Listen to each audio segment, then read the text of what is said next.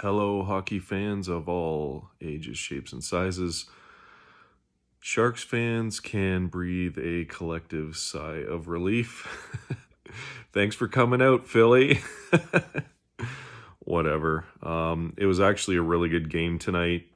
Banker played really well. You can't argue with the Mackenzie Blackwood getting the first star. I thought Duclair probably earned the first star, but I love the swagger of this Mackenzie Blackwood goalie. He's great. He's going to be an awesome Shark for a long time. I have a feeling. Yeah, Banker. I wish he would have shot that one instead of dishing it to Granlund. He was in a better shot selection. Speaking of shots, the Sharks are still getting buried with shots, like doubled up against the Flyers tonight, and I think they're like talking about the positives though. Still, like puck possession's a little bit better, the breakouts better, the forwards are coming back and helping to get out. I loved the collective toughness for each other and clearing bodies out of the net. William Eklund. I love this kid. He's a future superstar, and he's getting picked on dearly. Some of these other a bit older guys, they don't get slashed or whatever nearly as much. They look up and say, "Oh, that's Duclair. We won't mess with the Duke." And I loved how he cleared people out right in the last minute there and kicked a helmet and slashed the guy's stick out of his hands. That was awesome, man. So this is the stuff that I was talking about in my last cast about, and Quinn, you can tell he's so relieved that, and kudos to Greer for having a closed door meeting with the whole team and saying, hey guys, like enough is enough here. Whatever message was said in there was definitely heard. And I hope the Leafs a little bit, rubs off on them because they're up and down.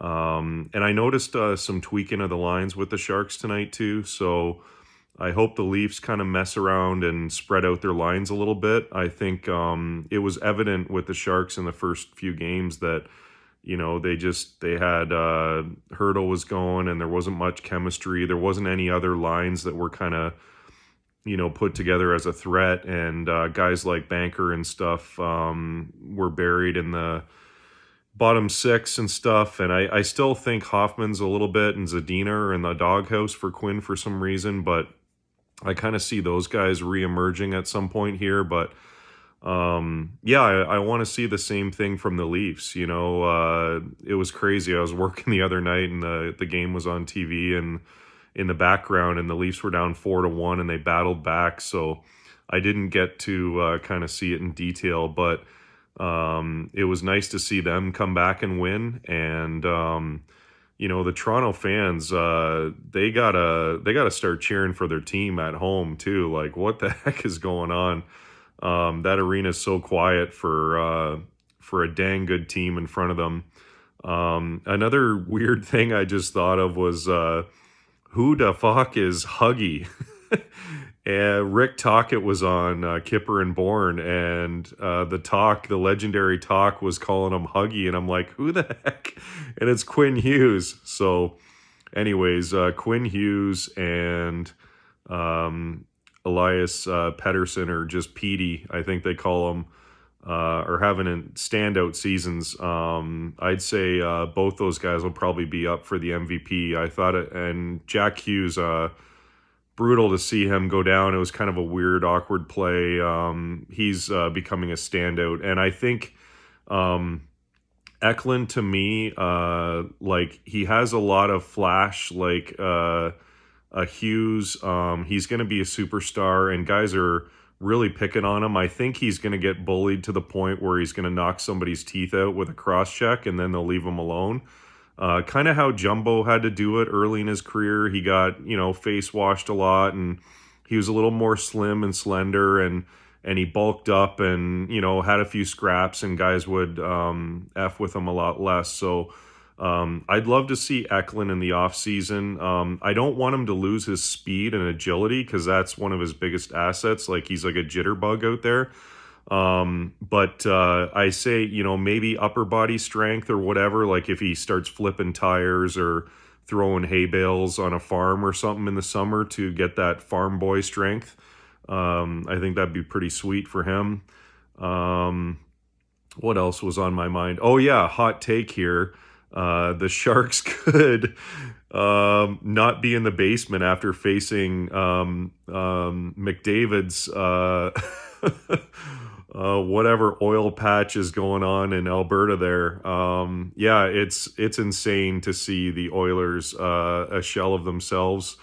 They sent Jackie down to the minors. Like, man, I thought maybe the Sharks or somebody would try to pick him up. Like maybe he already cleared waivers, but they probably don't want to pay him that much. Yeah, like I heard some other commentators saying like he screwed it up for like Hellebuck in the offseason and stuff. I love that guy so much. He's such a team guy in the locker room, but clearly he takes a lot on his shoulders, and he's got to get some thicker skin, or the back of a duck, or a swan, like water off the swan or duck's back.